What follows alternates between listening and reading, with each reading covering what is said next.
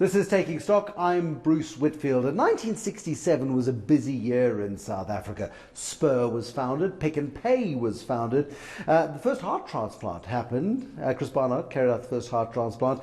And the Kruger Rand was minted for the very first time. It went on sale at the Rand Showgrounds in that year for 27 Rand and 27 cents. Today you'll get 20,000 Rand for a Kruger Rand because it does contain an ounce of gold. I'm with Tumi Tshepo, who is the managing director of the South African Mint.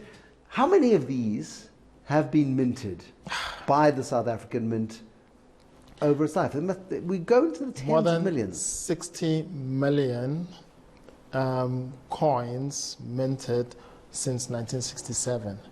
And it's more than all the other different gold coins put together. There are twice as many of these in circulation as the next biggest, which is the American... The eagle. The gold eagle. That's correct. What makes a coin minted in South Africa so sought after around the world? I mean, Paul, he's not a pretty man. I think it's not exactly... It was a fantastic story of beneficiation that somebody came up with in South Africa to take gold coming out of South Africa and make it beneficiate it.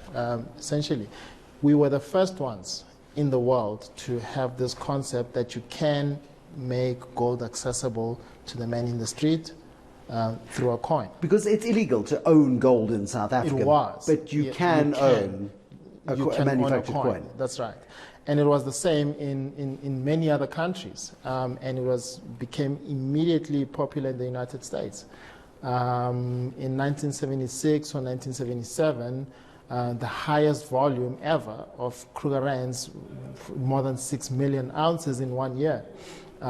We've not since reached that number in a single year since 1976 or 1977. But every year you're producing... The numbers have been going up in the last 5 years as it is. But 2.5 million of these guys come off the mints here in Midrand every single year. It's been every year that number has been going up and up. I mean, 2012 we probably sold 250,000 ounces. And each year it kept going up. Last year, 2.5 million ounces, as you say. But if we, as the South African gold industry in South Africa, Sibanye and Anglo Gold Ashanti, and they're getting rid of Mponeng mine soon, we're producing about 4 million ounces of gold a year. I think the last time was 4.6 million ounces. The balance is narrowing between the amount of gold we produce and the beneficiation of that gold. I mean, do we get to a point, do you have a plan B when we produce less gold than you require to actually even mint just Kruger Rands? I mean, if we keep making 2.5 million, we still have so much capacity to produce these coins. So if it gets to 3 million and so on, we have plenty of capacity here. You're right. We have to start thinking about, do we now start bringing gold from outside of South Africa? That's an outrageous idea. It will be a milestone, not one that we would like to have. Chris Griffith, Chief Executive of Anglo Platinum, has told us on this show that he wants to boost the investment case for platinum. Yes. And platinum trades, $815 an ounce, palladium at about $1,300, $1,400 an ounce.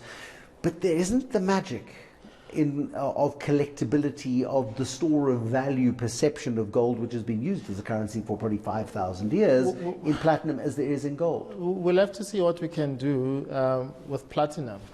Certainly the plans are there to come out with a platinum bullion coin and see if we can do with the platinum coin what we did with the Kruger Rand 52 years ago.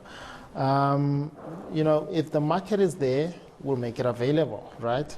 That's the role we play. You're prepared to do it, but there isn't really the investment case for it at this stage, it would seem. It's like everything else. Our role in this economy is to make coins available and accessible to the market when the market wants it. It's the same with the 10 cent, it's the same with the 5 rand, all the coins. So to the extent that we've got the right amount of capacity, we'll make it, and we are making those plans we are on track to have the platinum coin out. I mean, is anybody buying the silver Kruger Rand? Because you launched that, I think, last year. Yes. That comes at the price of silver in the same way as the Kruger Rand comes at the price of gold. Yes. But weirdly, and I'm sure this probably happens with platinum as well, with silver and platinum, you've got to add VAT to the coin, where you don't add VAT to the Kruger Rand. Well, that's a domestic situation. We have to add VAT to both the platinum coin when it comes out and the silver coin. But you see, the market for the Kruger Rand is domestic and international. And internationally, we don't have the VAT problem.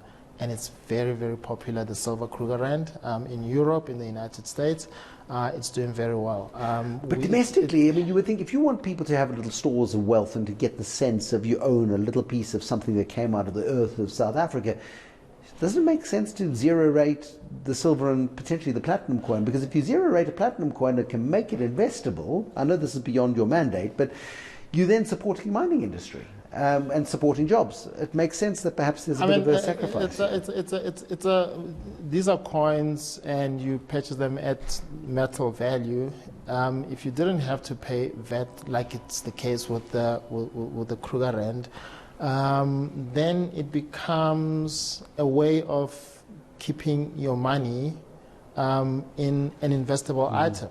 So yes, I think it makes sense, and it would create an interesting market in South Africa for these particular ones. We'll get Chris Griffith to lobby. We'll get him to lobby. We're at the South African Mint. This is the factory of your money, at least the metal bits of your money. But not only that, they also make all kinds of other coins. Coins for other countries are made here. New Zealand's coins, I don't know if they're still made here, but not yet. At one stage, not today. No. We have made coins for many different countries around the world. And then they do collectible coins as well. But I think 8 countries' coins are made here. At one stage, it was as many as 22 countries' coins were made here. It's a very competitive environment. There are associations of mints. There is a competitive global market in the manufacture of other countries' coins. We'll talk about that on Taking Stock in a minute.